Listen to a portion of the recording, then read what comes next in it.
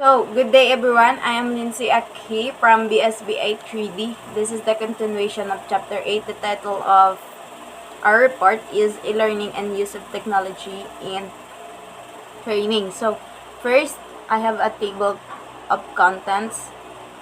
First is simulation. Second, mobile technology and training methods, iPads and PDAs.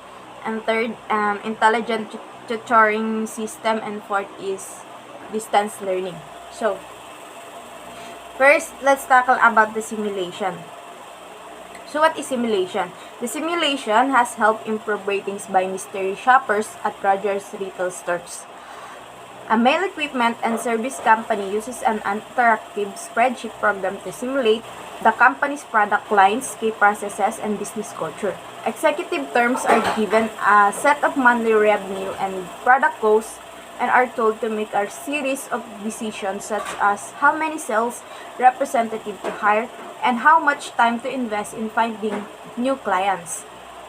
So the simulations has helped executives develop innovative ideas for transforming the sales organization with positive bottom line dollar results. So next is e-learning and use of technology in training. So we have about types of simulation and we have a description. So under the type of simulation, which is branching story, interactive spreadsheet, and game-based virtual lab. So the description of branching story is trainees are presented with a situation and asked to make a choice or decision. Trainees progress through the simulation of the basis of their decision. And then the description of interactive spreadsheet is trainees are given a set of business results, rules, or usually finance-based and asked to make decisions that will affect the business. And the decisions are entered into a spreadsheet that shows how the decisions affect the business. And then the description of game-based virtual lab is trainees play a video game on a computer. Trainees interact with a computer representation of a job for which they are being trained. So, next is under simulations, we have tackle about the avatar. So, what is avatar? Avatar are computer description of humans that are used as imaginary coaches, co-workers, customers, and simulation. Typically, trainees can see the avatar who appears throughout the training courses. Example, a sales training courses at CW Corporation, a technology products and services company. Guides trainees through mock interviews with customers. The avatar introduces the customer situation and trainees hear the customer speaking to them in a simulated phone conversation. And the next is virtual reality. So what is virtual reality? Virtual reality is a computer-based technology that provides trainees with a three-dimensional. So learning experiences, virtual reality allows simulation to become even more realistic. So for example is Motorola uses virtual reality in its advanced manufacturing courses for employees learning to run the Pagger robotic assembly facility. So employees are fitted with a head-mount display that allows them to view a virtual world. One of the advantages of virtual reality is that it allows trainees to practice dangerous tasks without putting themselves or others in danger. So, yun din yung advantage dito sa virtual reality na pwede tayong makapag-practice kahit na delikado. Then next is virtual worlds. So, what is virtual worlds? Under the virtual worlds, they have a Second Life, no? Second Life is a computer-based simulated online virtual worlds that includes a three-dimensional representation of the real world and place to host learning programs or experiences. So the advantage of virtual worlds, it can imitate an actual workplace such as a lab. So We have processing implants or is hospital emergency room, allowing trainees to both practice their skills without harming products or patients. And the same time, see the real-life consequences of their actions and decisions. Virtual worlds also can be useful for teaching interpersonal skills such as time management, communication, leadership, and working under pressure. And syempre, the disadvantages of virtual worlds is despite the seemingly unlimited potential for training and development in virtual worlds such as Second Life, this method also has a significant disadvantages. So, next topic is about mobile technology and training methods, which is iPads and yung PDAS natin. So, mobile technology allows learning to occur anywhere at any time then, no? Mobile technology consists of, first is wireless transmission system such as Wi-Fi and Bluetooth that allows transmission of data without the need for physical connection between devices or between a device and an internet connection. So second is mobile devices such a personal digital assistant, which is or PDAS and MP3 player and portable computers, and then iPads, and syempre global positioning system, which is GPS devices, and radio frequency identification chips or RFID.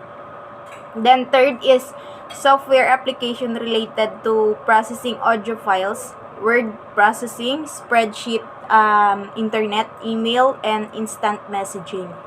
And then next is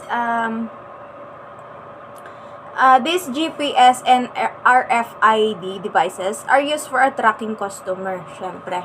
Nagamit din siya pag-track sa mga customer. And then employees and a property. And then the PDAS or MP3 player portable computers. And then yung iPads are just starting to be used for training then also. For needs analysis or jobs aids that employees can access on and as needed bodies. And then some of challenges of using mobile technology for learning includes ensuring that employee know when and how to take advantage of the technology. So encouraging communication, collaboration, and interaction with other.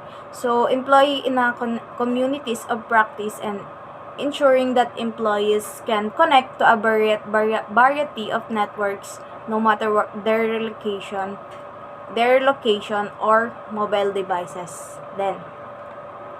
And the next topic is about intelligent tutoring system. So what is intelligent tutoring system? So ITS or intelligent tutoring systems are instructional systems that are use artificial intelligence.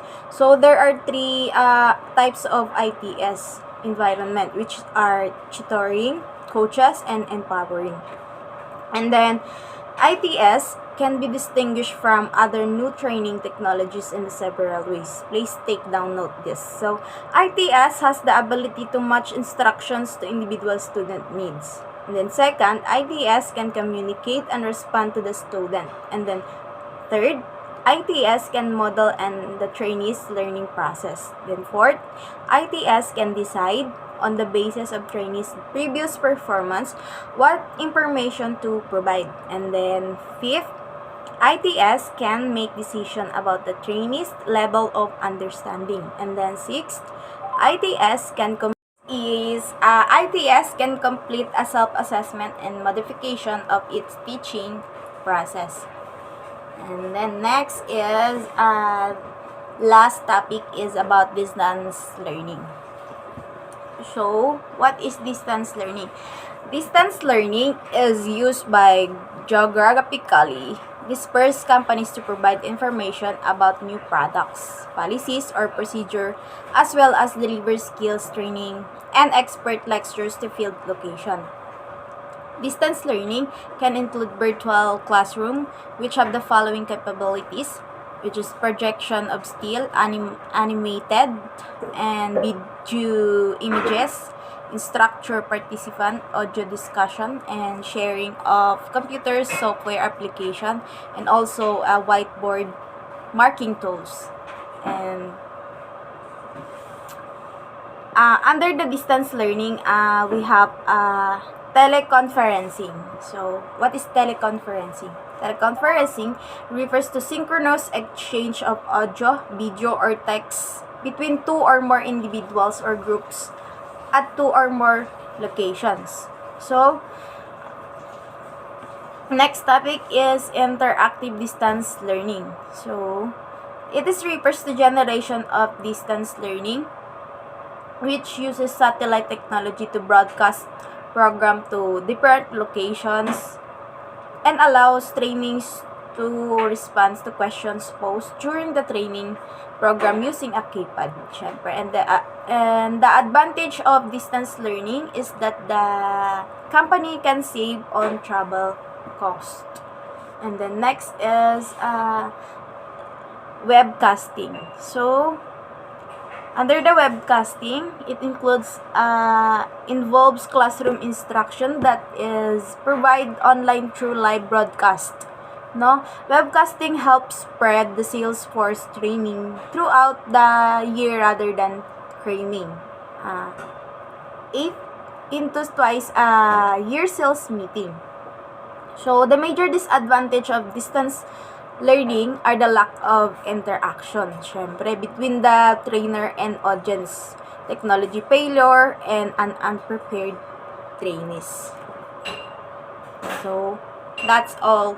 Thank you.